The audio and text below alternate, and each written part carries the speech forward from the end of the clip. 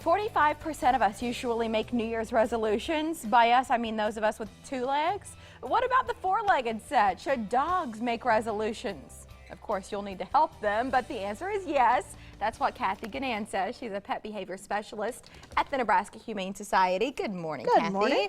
All right, who do we have? This is Obi. Obi is about a year old. He's a rat terrier chihuahua mix, and he has an absolute ton of energy. He's very smart. He wants to please. He likes toys. He likes dogs. He likes people. He has all these things, and he's very smart. But he is a ball of energy. And you've designated him at the Humane Society with what? A diamond dog. And that means to those who are looking to adopt. Come here, bud. It means that he's a special adoption and that we want to be sure people understand what they're getting from this dog. He's not going to be a couch potato. Maybe when he's 10 or 12, maybe, but it's kind of doubtful. He would be a great walking, hiking partner. Build him up, he'll be a great jogging partner. That's a lot for a little dog, but he takes it all on and loves it. But people need to understand that, and that in a house with kids under 12 is probably isn't going to be good for him. And if you have a more sedentary lifestyle, it might not be a great fit too. No, he will just be in trouble all the time. But he has been very personable to everybody. He rode well in the car. He's played with toys. He's, you know. And for a terrier mix, he's only barked once that I've heard. It's not. He hasn't been super vocal. Nope, he really hasn't. But you know, he's a year old about, and so he can get mouthy. He can get all those puppy things yet. You think he's done growing? Size-wise, yes.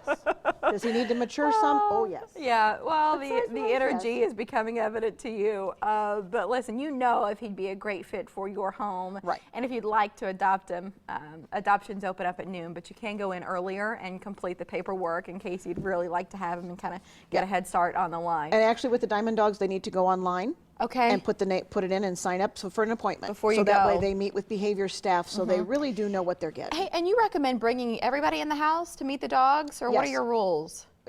You can come and do just maybe one adult and then bring the others back.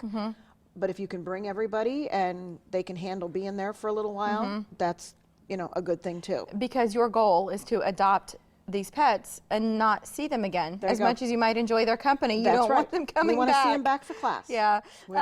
Some of our viewers are going to say, as we mentioned before the break, resolutions for dogs, are you kidding me? Why is it a good idea, do you think?